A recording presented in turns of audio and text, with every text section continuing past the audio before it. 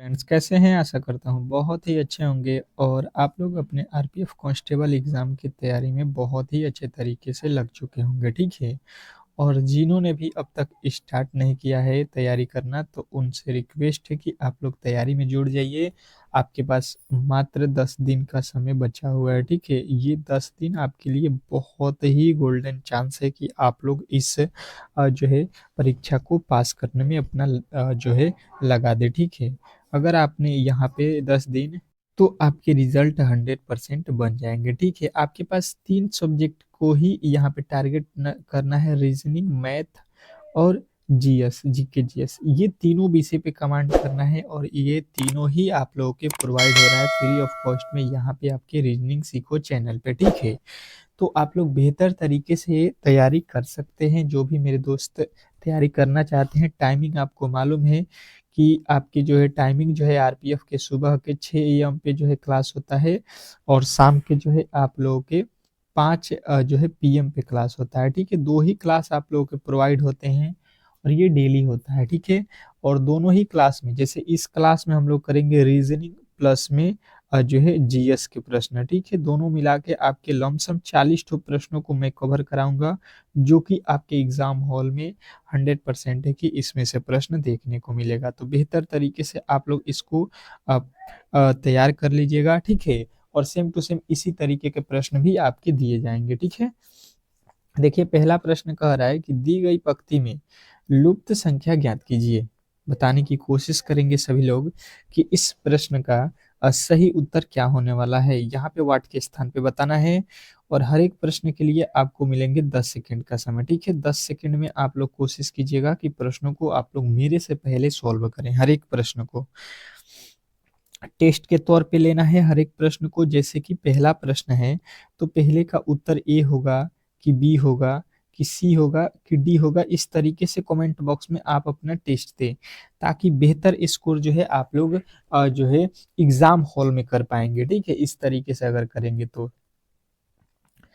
तो देखिए यहाँ पे क्या हो रहा है कि 7 लिखा है, 7 के बाद अगर इधर चलते हैं तो 4 लिखा है, फिर यहाँ पे देखेंगे 6 लिखा है। यहाँ पे 14 से 12 लिखा, 12 से 24 लिखा, कोई लॉजिक ही हमको समझ में नहीं आया है स्तंभ वाइज, ठीक है? तो स्तंभ वाइज जब भी आप लोगों को प्रश्न समझ में नहीं आया, तो अब इसको हम लोग पंक्ति वाइज देख लेंगे, ठीक है? मतलब इस तरीके से।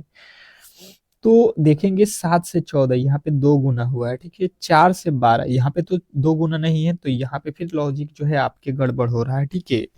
तो फिर दूसरे लॉजिक के की ओर चलेंगे। अगर हम देखेंगे तो यहाँ पे वैल्यू प्राप्त करना है, यानी कि ये 4 किस तरीके से हुआ है यही हमको पता करना है। तो क्या करते हैं, अगर हम लोग जो 14 लिखा है इसमें 7 से भाग दे देते हैं। क्या करेंगे? 14 में 7 से भाग दे देते हैं अगर हम लोग, तो हमें मिलेगा यहाँ पे 2, ठीक है? और 2 का वर्ग कर देते हैं तो हमें मिल जाएगा 4, जो कि यहाँ पे लिखा गया है। बेहतर तरीके से आपको समझ में आ रहा होगा। अब जो है सेम टू सेम उसी तरीके से यहाँ पे हम लोग लॉजिक लगा देते हैं, तो यहाँ पे क्या लिखा है 12, ठीक है? और 12 का जो है अगर हम लोग उसमें 4 से भाग दे देते हैं 12 में फिर, तो आपके कितना बनेगा 3, और 3 का वर्ग करेंगे तो कितना आ जाएगा आपका 9, जो कि यहाँ पे लिखा गया है। बेहतर तरीके से आपको समझ में आ रहा होगा। तो अब जो है आप लोग इसको सॉल्व कर सकते हैं। 24 और 6 लिखा है तो 24 में क्या कीजिएगा, आप लोग 6 से भाग दीजिएगा, ठीक है? और 6 से जब भाग दीजिएगा तो बनेगा आपका 4, और 4 का जब वर्ग करेंगे तो 4 चौका कितना होता है 16, और 16 जो है आप लोगों के राइट उत्तर होगा, जो कि ऑप्शन नंबर बी में दिया गया है। तो लॉजिक बहुत बेहतरीन था। आशा करता हूँ कि आप लोग ऐसे प्रश्नों को कभी भी मिस नहीं करेंगे। बेहतर तरीके से आप लोग एग्जाम हॉल में करके आएंगे, ठीक है? जो भी तरीके बता रहा हूँ सारे ही इम्पोर्टेंट है। अगर 35 में 35 रीजनिंग में करना चाहते हैं तो डेली क्लास से में जुड़िए, ठीक है? डेली क्लास में आइए। 35 नंबर की बात है आपकी रीजनिंग के, ठीक है? और 50 नंबर की जीके जीएस की जो है आप लोगों की तैयारी करनी है, तो वो भी आप लोगों की स्टार्ट हो गया है। मैथ 35 तो है। ये 3 ही सब्जेक्ट को टारगेट करना है आप लोगों को। बेहतर तरीके से यहाँ पे क्लास मैंने स्टार्ट भी कर दिया है इसका, ठीक है? कह रहा है कि दी गई पंक्ति में लुप्त संख्या ज्ञात कीजिए। फिर जो है लुप्त संख्या पे आधारित आपके सामने प्रश्न आ चुका है। मैंने इस तरीके के प्रश्न अभी आप लोगों को सॉल्व कराया है, ठीक है? इसको वीवीआई करके जो है बनाने की कोशिश करेंगे और आपके पास 10 सेकंड का समय है, ठीक है? ये 10 सेकंड बहुत महत्वपूर्ण है और जो भी लॉजिक आपको लगाना है यहाँ पे लगाइए। जिस तरीके से मैंने आपके सामने लॉजिक लगाया था, पंक्ति वाइज़, स्तंभ वाइज़ दोनों ही तरीके से चेक करना होता है और फटाफट से जो भी तरीके हैं उसको अपनाइए और तुरंत ही देखिए कि कौन से तरीके पे लग रहा है। दूसरे का उत्तर सभी लोगों को देना है। देखते हैं कौन-कौन मेरे दोस्त यहाँ पे देते हैं।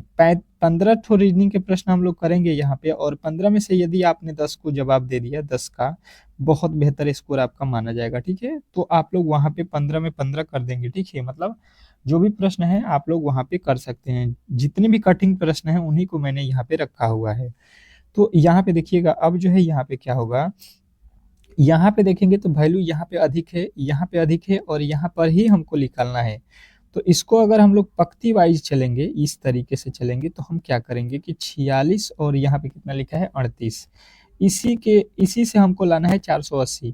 तो 46 में से 86 में से 38 को अगर हम माइनस करते हैं तो ये हमको कितना मिलेगा, ये हमें मिल जाएगा जो है 16 में से 8 जाएगा 8 और यहाँ पे 7 में से 3 जाएगा 4 और इसमें क्या कीजिए 10 से गुणा कर दीजिए तो ये हो जाएगा 480, ठीक है? सेम टू सेम वही लॉजिक यहाँ पे भी लगा है। 72 है, 72 में से फिर क्या कीजिए 21 को माइनस कीजिए, कितना आ जाएगा आपके सामने, तो ये आ जाएगा आपके 1 और ये आपका आ जाएगा कितना जो है 5, ठीक है? और इसमें 10 से गुणा कीजिएगा तो एक जीरो लग जाएगा, 510, जो कि आप लोगों को यहाँ पे बिल्कुल ही दिया गया है, ठीक है? तो अब आप लोगों को निकालना किसका है, उस पे आ जाइए। आपके पास 36 है, 12 है, ठीक है? तो 36 में से सबसे पहले क्या करना पड़ेगा, 12 माइनस करना पड़ेगा, ये हो जाएगा 24 और 24 में जब 10 से हम गुणा करते हैं तो ये हो जाएगा 200, 200 जो है 40, बिल्कुल आपके राइट उत्तर हो जाएगा यहाँ पे 240, ठीक है? तो इसमें किसी तरीके की गड़बड़ी नहीं होना चाहिए। ऑप्शन नंबर डी के साथ आपको जाना है। आशा करता हूँ कि ये प्रश्न भी आपको बेहतर तरीके से समझ में आ गया होगा और ऐसे प्रश्न को कभी भी आप लोग गलती नहीं करेंगे। नेक्स्ट प्रश्न देखिएगा, थोड़े से हट के है, तो ये प्रश्न आप लोगों के आने चाहिए। ये तो सबसे हलवा प्रश्न कह सकते हैं, 15 ठो प्रश्नों में से सबसे हलवा प्रश्न है, ठीक है? परंतु स्टार कर लीजिएगा, एग्जाम में आया हुआ प्रश्न है, ठीक है? ये आप लोगों के एग्जाम में पूछा गया प्रश्न है प्रीवियस ईयर के, इसलिए ये महत्वपूर्ण है। देखते हैं कौन कौन मेरे दोस्त तीसरे का सही उत्तर बताते हैं। तीसरे प्रश्न का सही उत्तर कौन कौन देता है बताने की कोशिश करिए। 10 सेकेंड का समय है आप लोगों के पास और 10 सेकेंड बहुत ज़्यादा हो जाएगा इस प्रश्न के लिए, यदि आपने बेहतर तरीके से मेरा डेली क्लास किया हुआ है, क्योंकि मेरे क्लास जो है आप लोगों के जो है लमसम 6 से 7 क्लास हो चुका है आप लोगों के आरपीएफ का। इन सातों 6 क्लास को जिन्होंने भी रेगुलर किया है उनको तो ये प्रश्न अच्छे तरीके से मालूम होगा कि देखिए हुआ क्या है। ये हमको 27 दिख रहा है, 3 का क्यूब दिख रहा है, 64 जो है आपके 4 का क्यूब दिख रहा है, ठीक है? 8 जो है 2 का क्यूब दिख रहा है। तो अगर इसके आगे चलेंगे, यहाँ पे देखिए 2 लिखा है, यहाँ पे फिर यहाँ पे 2 का क्यूब, फिर 3 का क्यूब, यहाँ पे 4 का क्यूब, अगर हम यहाँ पे 5 का क्यूब कर देते हैं तो 5 का क्यूब तो यहाँ पे लिखा नहीं है। मतलब यहाँ पे देखिए ये 4 से पहले 3 लिखा है, 3 से पहले 2, 2 से पहले क्या आता है 1, 1 का क्यूब अगर हम करते हैं तो 1 का क्यूब 1 ही होता है और यहीं पे आपको ऑप्शन नंबर सी में दिया गया है आपका राइट उत्तर। ऑप्शन नंबर सी बिल्कुल ही इस प्रश्न का सही उत्तर है, इसमें किसी तरीके के डाउट नहीं होना चाहिए। नेक्स्ट प्रश्न की ओर चलेंगे और अगला प्रश्न बहुत इंपॉर्टेंट है, बहुत बहुत इंपॉर्टेंट है और आप लोग ऐसे प्रश्नों को कर सकते हैं, ठीक है? कोई भी दिक्कत नहीं होने वाला है। अब देखिए स्टार कर लीजिएगा, फिगर काउंटिंग से आपके 2 से 3 प्रश्न आएंगे। फिगर काउंटिंग से 2 या 3 क्वेश्चन आप लोगों को जो है याद रखना है कि एग्जाम हॉल में देगा ही देगा, ठीक है? 35 प्रश्नों में से ये टॉपिक भी बहुत इंपॉर्टेंट है। कह रहा है कि दी गई आकृति में कुल कितने त्रिभुज हैं? त्रिभुजों की संख्या यहाँ पे आपको काउंट करना है। स्टार कर लीजिएगा, बहुत वीवीआई प्रश्न है और जो भी मैं कहूँ कि ये वीवीआई है इसको आप लोग अच्छे तरीके से समझेंगे और फिर आगे आने वाले जो है दिनों में आप लोगों को इसका लाभ मिलेगा, क्योंकि जब मैं इसी तरीके के क्वेश्चन आपके लिए लाऊंगा तो आप लोग ऐसे प्रश्नों को कर सकते हैं, ठीक है? जो भी आपके प्रीवियस ईयर में भी प्रश्न पूछे गए हैं उसको भी मैं करा दूंगा धीरे धीरे। इसमें कुछ प्रश्न प्रीवियस ईयर के मैंने रखा हुआ है और प्रीवियस ईयर के आधार पे ही मैं यहाँ पे क्लास को रखा हूँ जो आपका सिलेबस है, ठीक है, उसी के अकॉर्डिंग ये आप लोगों के क्लास चल रहा है। तो देखिएगा इसका तरीका बहुत ही सिंपल होता है। मैंने क्या बताया है कि इसको जो है वर्ग को पहले आप लोग बना लीजिएगा और इसमें जितने भी लकीर है इसको पहले काउंट कर लीजिए, ठीक है, खींच दीजिए। तो देखिएगा यहाँ पे तो एक ये हो गया, ये दूसरा हो गया, ये तीसरा, ये चौथा हो गया, ठीक है, 4 बन रहा है। 4 का दूना कर दीजिए, 4 दूना का यहाँ पे सॉरी 4 बन रहा है, 4 का दूना करेंगे यहाँ पे। तो देखिए यहाँ पे 4 का दूना मत कीजिए, यहाँ पे पहले बता देते हैं। यहाँ पे आइए, इसमें आ जाइए, ठीक है, और इसमें कितने लकीर है पहले इसको खींच दीजिए, ठीक है, ये खींच दीजिए। यहाँ पे आप गिनिए 1 2 3 4 5 6 हुआ, ठीक है। 6 का जो है आपको 2 गुना करना पड़ेगा, 6 दूना का 12 त्रिभुज और टोटल जो है आप लोगों को इसमें प्राप्त हो चुका है, ठीक है।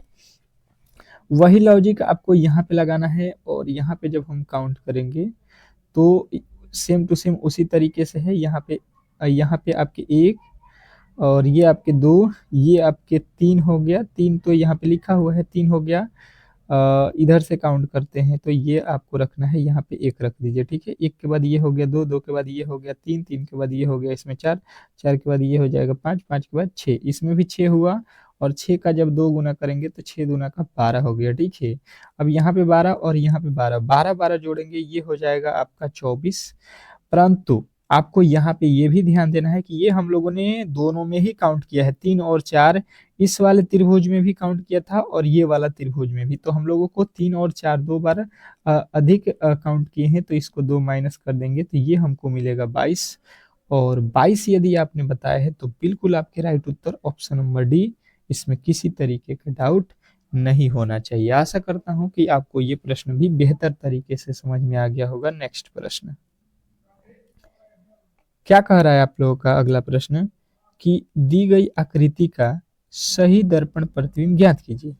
जो दिया गया आकृति है इसका सही दर्पण प्रतिबिंब बनाना है, यानी कि दर्पण यहाँ पे रखा गया है और इसका जो है दर्पण प्रतिबिंब क्या होने वाला है ये आपको बताना है।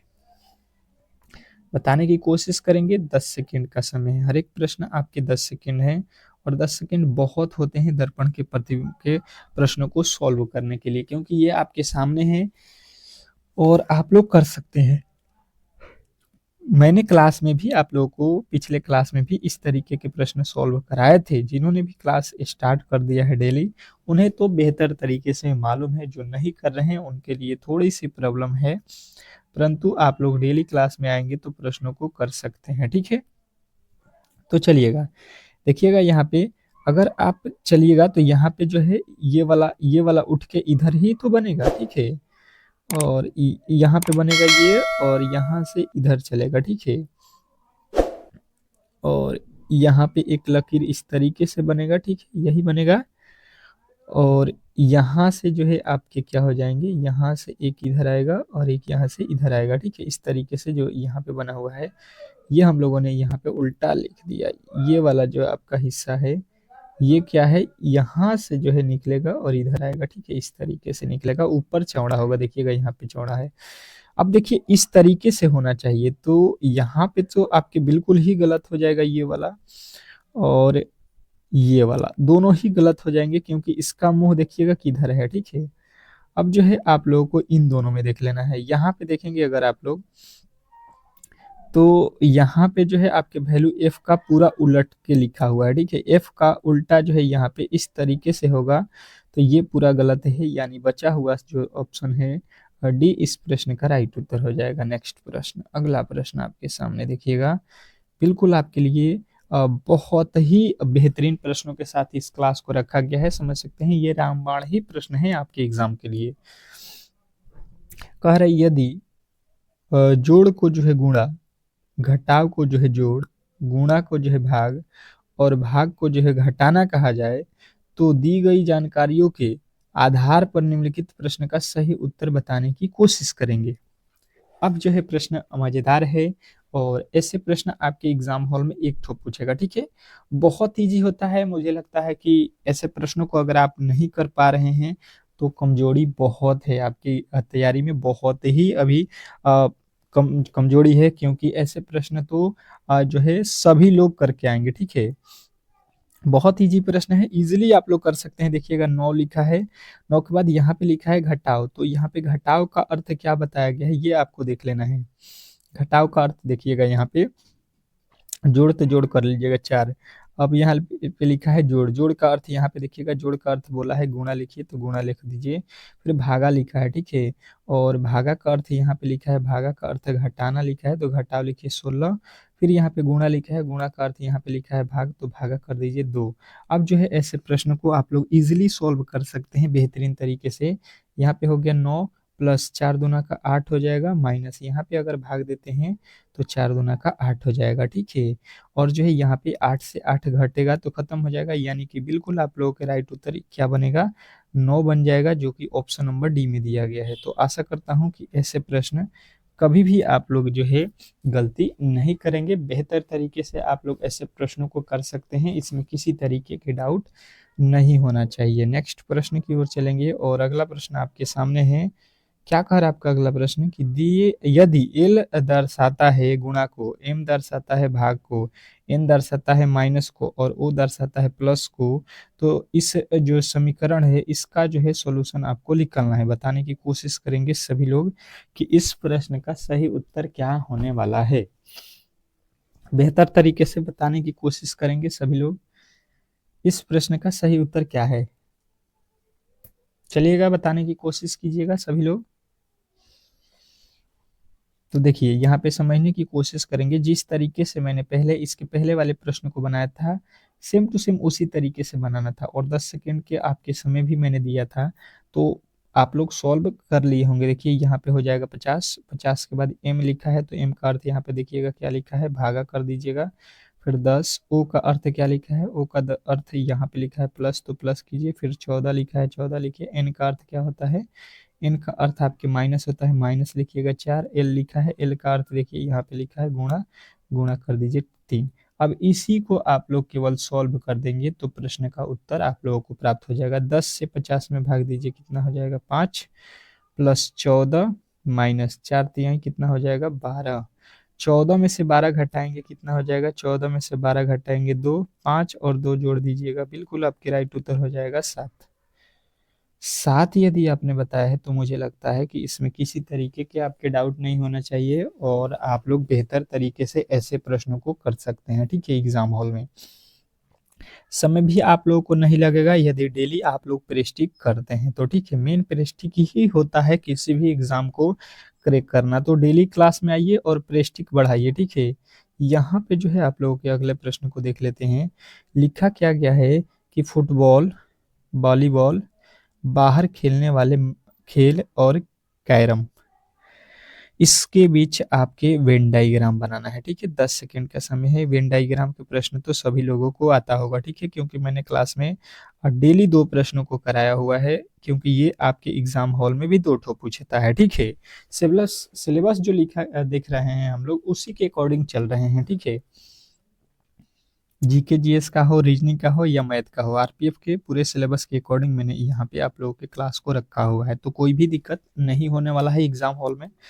बेहतर परफॉर्मेंस करेंगे आप लोग, केवल जो है क्लास में आइए। तो देखिएगा यहाँ पे फुटबॉल भी खेल है, वॉलीबॉल भी खेल है, बाहर खेलने वाला खेल, यही बात है कि यहाँ पे देखिए ये बाहर खेलने वाला खेल हो गया, ठीक है। हम बाहर खेलते हैं कौन कौन खेल, वॉलीबॉल, फुटबॉल, ये हम लोग बाहर ही खेल सकते हैं, ठीक है। कभी भी इसको आप लोग घर में नहीं खेल सकते हैं। लेकिन कैरम जो लिखा गया है, कैरम ये घर में खेले जाने वाला खेल है, ये बाहर नहीं खेला जाता है, ठीक है। तो इस तरीके से आपके ऑप्शन नंबर बी जो है फुल टू फुल आप लोगों को दिख रहा होगा इस तरीके से, तो आप बी को लॉक करेंगे और आगे निकल जाएंगे, ठीक है। नेक्स्ट प्रश्न की ओर चलते हैं और अगला प्रश्न आपके सामने है। क्या कह रहा है आपका अगला प्रश्न, 9 नंबर वाला प्रश्न कह रहा है कि खेलकूद, फुटबॉल, बेसबॉल, इसको जो है आप लोगों को यहाँ पे वेन डायग्राम बनाना है, ठीक है। स्टार कर लीजिएगा इस प्रश्न को भी, और मैंने अभी इस तरीके के एक प्रश्न को सॉल्व करके आपको दिखाया भी था, ठीक है। तो आप कोशिश कीजिए कि इस प्रश्न को सॉल्व करें, समझने की कोशिश करें इस प्रश्न को, कि आप लोग ऐसे प्रश्नों में कभी भी जो है यहाँ पे अलग ना हो, ठीक है। इससे जुड़े रहिए, ये प्रेस्टिक ही आपके एग्जाम हॉल में बेहतर स्कोर करेगा, ठीक है। तो देखिए यहाँ पे क्या होगा, लिखा है खेलकूद। खेलकूद ये हो जाएगा, ठीक है, ये खेलकूद का वाइन डायग्राम है। और खेलकूद में ही आता है फुटबॉल, और खेलकूद में आता है बेसबॉल। तो आप लोग बिल्कुल, आप लोग किसके साथ जाएंगे, ऑप्शन नंबर सी के साथ। और आशा करता हूं कि ये प्रश्न आपको अच्छे तरीके से समझ में आया होगा, इसमें किसी तरीके के डाउट नहीं होगा। नेक्स्ट प्रश्न, अब देखिएगा दिशा से रिलेटेड प्रश्न आपके सामने आ चुका है। कह रहा है कि रमेश 2 किलोमीटर उत्तर की ओर चला, फिर वह जो है दाहिने घूमकर 1 किलोमीटर चला, फिर वह दाहिने घूमा और 2 किलोमीटर चला। अब वह उसका चेहरा किस दिशा में है, ये हम लोगों से पूछा गया है। बताने की कोशिश करेंगे सभी लोग, बेहतर तरीके से इस प्रश्न का जवाब देंगे सभी लोग, क्योंकि प्रश्न ही बहुत इंपॉर्टेंट है, ठीक है। और ऐसे प्रश्नों को अगर आप लोग मिस करते हैं तो बहुत बड़ी होगी आपकी गलती। चलिएगा, समझते हैं इस प्रश्न को अच्छे तरीके से, और कभी भी इस तरीके के अब प्रश्न आएंगे तो आप लोग सॉल्व कर लेंगे। सबसे पहले ऐसे प्रश्नों में आपकी दिशा मालूम होना चाहिए। ये लिखा है उत्तर, ये लिखा है दक्षिण, ये लिखा है पूरब, और ये लिखा है पश्चिम। चारों ही दिशा आप लोगों के सामने मैंने रख दिया है। बस अब जो है आप लोगों को यहाँ पे उसी के अकॉर्डिंग चलना है। 2 किलोमीटर उत्तर दिशा में, ठीक है। अगर हम यहाँ पे हैं तो 2 किलोमीटर उत्तर चलेंगे, यानी कि ऊपर चलेंगे, ठीक है। फिर वह जो है दाहिना तरफ घूमता है, ठीक है। दाहिना तरफ, यहाँ पे जब आप खाड़ हैं तो इसके दाहिना तरफ चलेंगे, यानी कि इधर चलेंगे तो 1 किलोमीटर चलना है। फिर आप दाहिने तरफ मुड़ेंगे तो दाहिना आपका यहाँ से जब खाड़ होंगे तो आपके दाहिना नीचे की तरफ आएगा, और दाहिने साइड घूमना है, और आपको कितना चलना है, 2 किलोमीटर, ठीक है। यहाँ पे आ जाना है। अब उसका जो है चेहरा किस दिशा में है, अब यहाँ पे जब आप खाड़ होइएगा तो आपका चेहरा किस दिशा में है, यही आप लोगों को बताना है। तो ऊपर से आ रहे हैं तो आपका चेहरा जो है आगे की तरफ होगा इस तरीके से, और ये जो है आगे की तरफ, यहाँ पे आप देख रहे हैं ये कौन सा दिशा होगा, तो आपके उत्तर आएंगे दक्षिण दिशा, ठीक है। ऑप्शन नंबर सी के साथ आपको जाना है। आशा करता हूँ कि ये प्रश्न आपको बेहतर तरीके से समझ में आ गया होगा, और ऐसे प्रश्नों को कभी भी आप लोग गलती नहीं करेंगे। नेक्स्ट प्रश्न की ओर चलते हैं, और अगला प्रश्न आपके सामने है। क्या कह रहा है आपका अगला प्रश्न, कि जो है दी गई श्रृंखला में लुप्त पद ज्ञात कीजिए। दिया गया श्रृंखला में आप लोगों को यहाँ पे वैल्यू नहीं लिखा गया है, यही आप लोगों को बताना है। बताने की कोशिश करेंगे सभी लोग। बेहतर प्रश्न है, और ऐसे प्रश्नों को आप लोगों को अच्छे तरीके से यहाँ पे आने चाहिए सॉल्यूशन करना। तो आप लोग अच्छे तरीके से यहाँ पे कोशिश कीजिए। देखिएगा यहाँ पे 1 से लिखा है 3, 3 से लिखा है यहाँ पे 9, 9 से लिखा है यहाँ पे 31, 31 के आगे क्या होगा, ये आप लोगों को बताना है। तो देखिएगा यहाँ पे अगर हम देखते हैं, 1 से 1 में गुणा करेंगे और यहाँ पे 2 जोड़ देते हैं, ठीक है। तो ये आपके मिलेगा 3। फिर 3 लेंगे, 3 में 2 से गुणा करते हैं, इस बार 3 जोड़ देते हैं, तो 3 दूना का 6, 3 9 हो जाएगा, ठीक है। 9 रखते हैं, 9 का क्या करते हैं इस बार 3 गुणा, ठीक है। 29 27, 27 और 4 जोड़ेंगे इस बार, 27 4 31 हो जाएगा, ठीक है। अब उसी तरीके से हम क्या रखेंगे, 31 रखेंगे, और 31 में किससे गुणा करेंगे, देखिए यहाँ पे 3 से हुआ है तो अब 4 से गुणा करेंगे, और कितना जोड़ेंगे यहाँ पे 4 जोड़े हैं तो 5, तो ये हो जाएगा 4 एकम में 4, और 4 तिहाई 12 हो जाएगा, ठीक है। और इसमें 5 जोड़ देंगे तो ये आ जाएगा 129 आप लोगों के, और यही इस प्रश्न का राइट उत्तर है, ऑप्शन नंबर बी। देखिएगा, बहुत इंपॉर्टेंट प्रश्नों को मैं यहाँ पे करा रहा हूँ। सारे ही प्रश्न, सारे ही लॉजिक से आपके प्रश्न एग्जाम हॉल में पूछे जाएंगे। तो आप लोगों को जो है इस क्लास का अहमियत जब आप लोग एग्जाम हॉल में बैठिएगा तो पता चलेगा, ठीक है, कि ये क्लास की जो है प्रश्न सीधा आपके एग्जाम हॉल में पूछी गई। कह रहा है कि दी गई श्रृंखला में अगला पद ज्ञात कीजिए। अब मुझे इस प्रश्न का उत्तर चाहिए, क्योंकि मैंने इस तरीके के प्रश्न आप लोगों को सॉल्व कराया हुआ है, ठीक है। तो आप लोगों को जो है यहाँ पे दायित्व बनता है कि जो प्रश्न आपसे पूछे जा रहे हैं उसका उत्तर आप लोग भी दें, ठीक है। अब बताने की कोशिश कीजिएगा सभी लोग कि इस प्रश्न का सही उत्तर क्या होने वाला है। बेहतर है, बहुत ही बेहतर है, और इस प्रश्न का जवाब सभी लोगों के आने चाहिए। अच्छे तरीके से बताने की कोशिश कीजिए। तो देखिए यहाँ पे क्या हुआ है, 4 से अगर देखेंगे तो 2 हुआ है, ठीक है। तो बोलेंगे कि यहाँ पे 2 माइनस हुआ है, परंतु 2 से यहाँ पे तो 2 लिखा है, 0, फिर यहाँ पे 1 जोड़ दिया, यहाँ पे 3 जोड़ दिया। कोई लॉजिक यहाँ पे समझ में आया? कहिएगा बिल्कुल ही कोई भी लॉजिक यहाँ पे आपको समझ में नहीं आया होगा, ठीक है। तो यहाँ से देखिए 4 जो लिखा है, 4 में हम 0.2 से 0.5 से गुणा करते हैं तो 2 होता है, ठीक है। फिर 2 को रखेंगे और 1 से गुणा करेंगे तो 1 में 2 होता है, जो कि यहाँ पे मिल गया, ठीक है। उसके बाद से फिर उस 2 को रखेंगे, पहले 0.1 से, फिर 0.5 से, फिर 1 से गुणा किए हैं। 1 के बाद क्या करेंगे हम लोग, 1.5 से गुणा करेंगे, ठीक है। तो ये हो जाएगा आपका 3। फिर 3 में क्या करेंगे हम लोग, किससे गुणा करेंगे, देखिएगा 0.5, फिर 1, फिर 1.5, तो यहाँ पे हो जाएगा 2, 2 यानी 3 दूना का 6 हो जाएगा, ठीक है।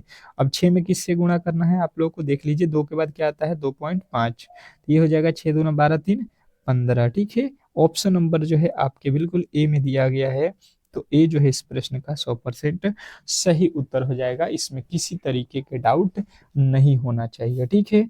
तो आशा करता हूं कि ये प्रश्न भी आपको बेहतर तरीके से समझ में आ गया होगा। अब जो है हम लोग चलते हैं जीके जीएस के प्रश्नों की ओर, और फटाफट से जो है आपके जीके के प्रश्नों को सॉल्व करेंगे, ठीक है। तो बेहतर तरीके से समझने की कोशिश कीजिएगा आप लोग। पहला प्रश्न आप लोगों के सामने है, जीके के डेली आपके डोज है 25 ठो, ठीक है। 25 ठो जो है आप लोगों के सुबह और 25 ठो शाम के, अगर दोनों ही क्लास को करते हैं तो 50 ठो डेली जीके मिलेगा। अति महत्वपूर्ण जो प्रश्न होंगे, ठीक है। तो पहला प्रश्न ही आपके सामने कह रहा है कि साइलेंट वैली राष्ट्रीय उद्यान कहाँ स्थित है, अवस्थित है, ठीक है। मतलब ये कहाँ पे है बताने की कोशिश करेंगे। सभी के जो है उत्तर यहाँ पे आने चाहिए केरल, ठीक है। जिन्होंने भी बताया है केरल, उनका राइट उत्तर है ऑप्शन नंबर बी। दूसरे प्रश्न की ओर चलते हैं। सेकेंड नंबर आपका प्रश्न है, कौन सी नदी एकमात्र प्राकृतिक जल स्रोत है जो रेगिस्तान में एक झील के अंदर से निकलती है। ऐसी कौन सी नदी है जो है रेगिस्तान में एक झील के अंदर से निकलती है, यही आप लोगों को प्रश्न में पूछा गया है। तो पहले अगर प्रश्नों को आप लोग अच्छे तरीके से समझते हैं तो मुझे लगता है कि कोई भी प्रश्न का उत्तर आप लोग बेहतर तरीके से दे सकते हैं। तो ये लूनी नदी है जो रेगिस्तान में जो है झीलों से निकलती है, बेहतर तरीके से आपको याद रखना है, ठीक है। अब देखिएगा अगला प्रश्न, और अगले प्रश्न का उत्तर आप लोगों को बताना है कि भारत की कौन सी नदी बंगाल की खाड़ी में गिरती है। ये जो है आप लोगों के एग्जाम हॉल में पूछा गया प्रश्न है, ठीक है। बताने की कोशिश करेंगे सभी लोग। तीसरे प्रश्न का सही उत्तर क्या होने वाला है, तीसरे प्रश्न का सही उत्तर आपको बताना है यहाँ पे। तो आपके उत्तर बनेंगे यहाँ पे गोदावरी, ठीक है। ऑप्शन नंबर आपके सी के साथ आपको जाना है। आशा करता हूं कि आपको ये प्रश्न बहुत अच्छे तरीके से समझ में आ गया होगा। नेक्स्ट प्रश्न, अगला प्रश्न कह रहा है आप लोगों के सामने, गुरुगप्पा गोल्ड कप निम्नलिखित में से किस खेल से संबंधित है। मुरुगप्पा गोल्ड कप किस खेल से संबंधित है, बताने की कोशिश करेंगे।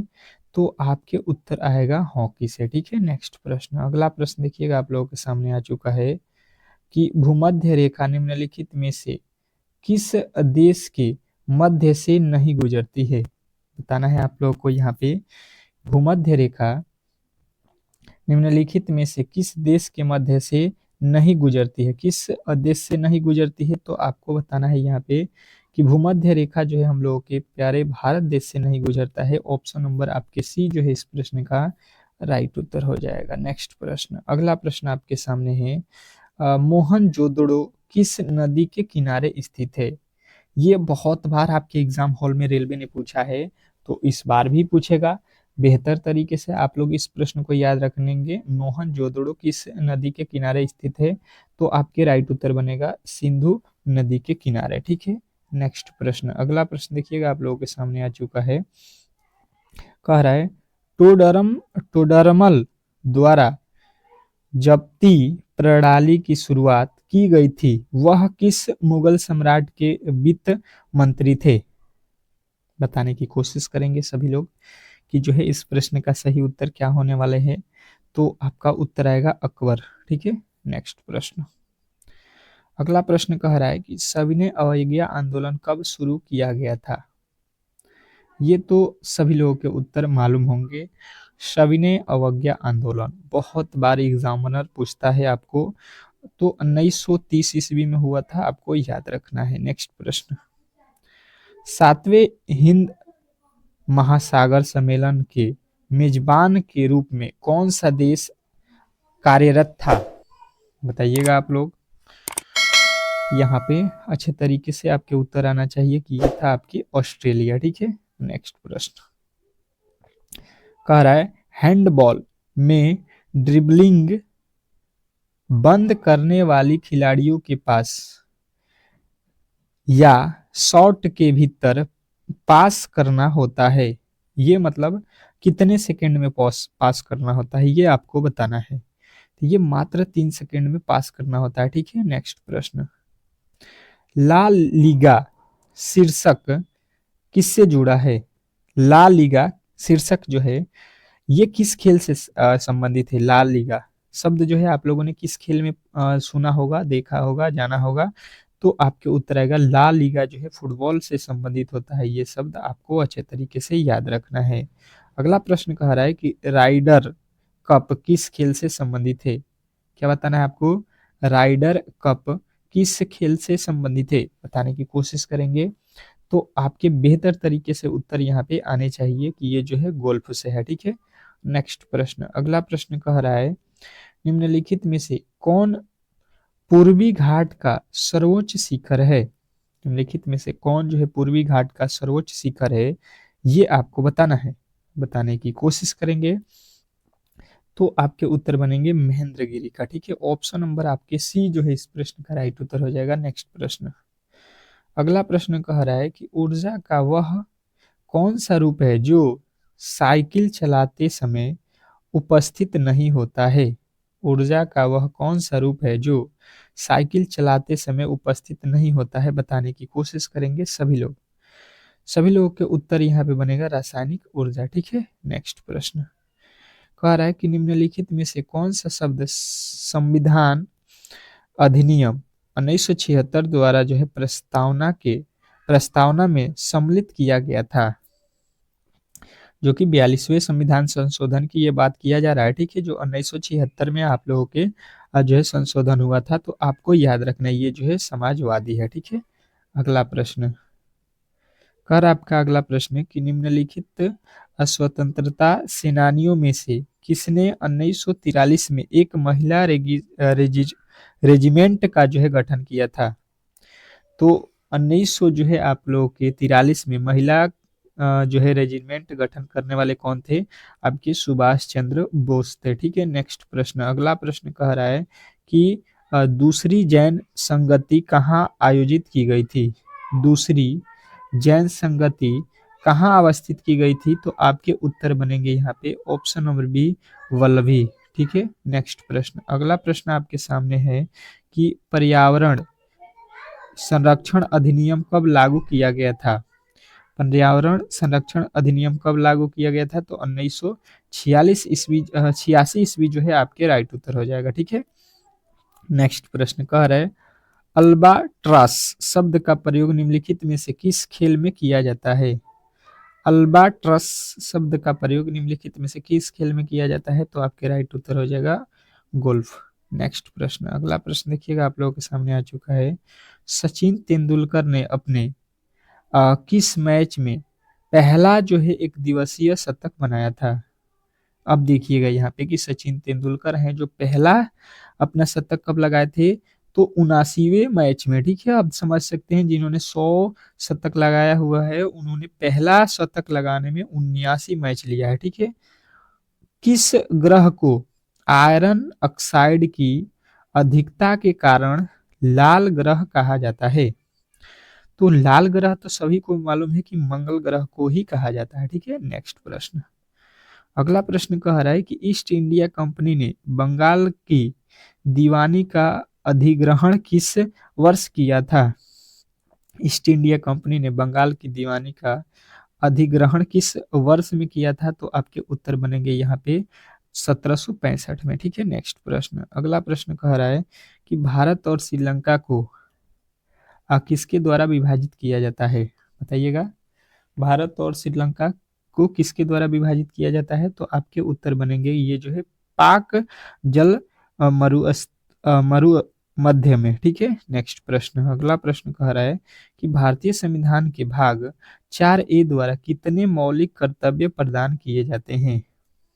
भाग 4A द्वारा आपको बताना है कितने मौलिक कर्तव्य प्रदान किए जाते हैं, तो आपके उत्तर बनेगा 11। ठीक है, नेक्स्ट प्रश्न, अगला प्रश्न कह रहा है कि मैकमोहन लाइन एक ऐसी रेखा है जो चीन और किस भारतीय राज्य को अलग करती है?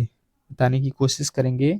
मैकमोहन लाइन एक ऐसी रेखा है जो चीन और किस भारतीय राज्य को अलग करती है? तो आपके उत्तर बनेंगे यहाँ पे option number C, Arunachal Pradesh को। ठीक है, ऑप्शन नंबर सी जो है इस प्रश्न का राइट उत्तर है, इसमें किसी तरीके के डाउट नहीं होना चाहिए। तो आज का क्लास हम लोग यहीं पे समाप्त करेंगे और बताइएगा कि इस 25 ठो क्वेश्चनों में से आपके कितने जो है क्वेश्चन आपको पहले से मालूम थे, और आपके जो 15 ठो रीजनिंग के प्रश्न थे उसमें आप लोगों ने कितने प्रश्नों को सॉल्व किया अपने मन से। ठीक है, और ये क्लास कैसा लगा? अगर जो है अच्छा लगा है तो प्लीज़ आप लोगों से रिक्वेस्ट है कि वीडियो को लाइक कर दीजिए, चैनल पर नए आए हैं तो चैनल को सब्सक्राइब करके रखिए। ठीक है, मिलते हैं नेक्स्ट वीडियो में, तब तक ले जो है धन्यवाद।